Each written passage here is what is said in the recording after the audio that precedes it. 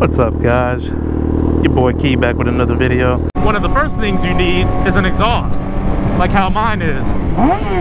Everybody knows, no matter the CC of your bike, fresh from the factory with a stock exhaust, it is so quiet. Sounds like a little lawnmower. You need you an exhaust. Now there's two different types that you can get. A slip-on, where you remove the stock slip-on and you keep your catalytic converter, or you get a full exhaust where basically it deletes the catalytic converter and it's basically just a straight pipe running from the header. Most people go ahead and delete the catalytic converter pretty much,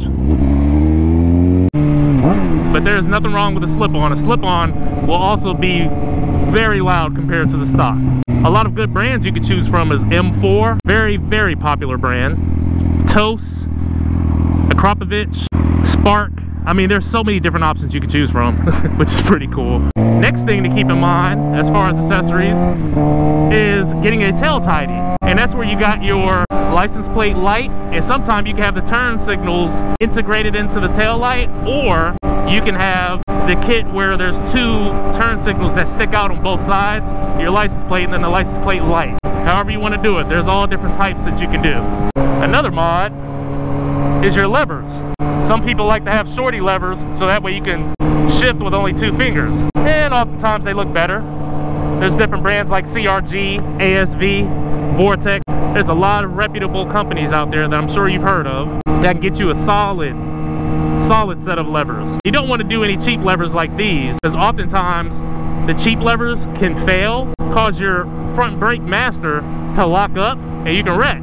Thankfully, I haven't had problems with these on this bike, but I did have a cheap pair of levers for my 636, and my brake would start to stiffen up and lock up after every ride, and I just got rid of them, went back to OEM. So the only way to avoid that is to get some high quality levers. You don't have those problems with ASV, Vortex, and those brands, especially CRG. That's probably the most popular. They're based out of California, and they make these really nice, slick levers. They got the long versions and the shorties like this.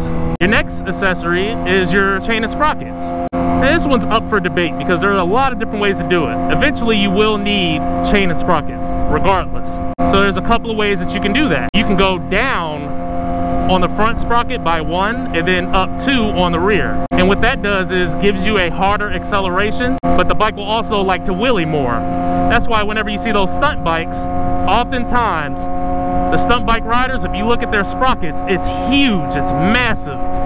That way the bike pulls up way easier than if you had a stock chain and sprocket. There's 520 kits available. I mean, chain and sprockets, I should make a whole video on that by itself. And then you have some guys who use a whole lot of decals, like stickers. I'm not really huge on the whole sticker scene, but some people do it, and their whole bike will be just sticker bombed. Just think, so many people use stickers that they had to come up with the word sticker bomb. And I just think a bike looks nice and sleek with just its regular paint and whatever factory decals are on it. It looks fine from there. But some people will add a whole lot of stickers to their bike, and I think that's where you start to have problems. And by problems, really all I mean is you're having a bunch of stickers that are sponsors from companies who you're not sponsored by. And that's why you see a lot of race bikes have stickers on them, and people try to have that look. Now, you can have your bike be what you want it to be, I mean, obviously, but I just think if you're going to have sponsor decals on it, you should be paid to have those stickers on your bike. I made that mistake early on. I definitely have. It happens. But it's not something I would do again unless I'm sponsored, or if it's my YouTube handle or something like that, then that's okay. But it gotta make sense if you're gonna have all them stickers on your bike. Just saying.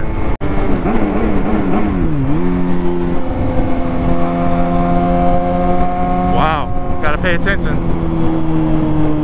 And the last accessory I would say, it's not really a motorcycle accessory, but it really is for your body.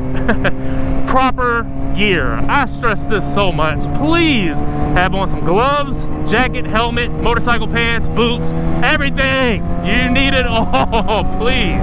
It's hot as hell right now. It's like 90, so I'm wearing a mesh jacket where the wind kind of just blows right on through.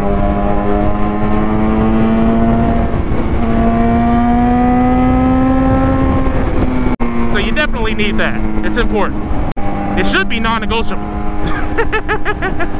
So yeah, just to give you guys an idea, and I hope this video helps.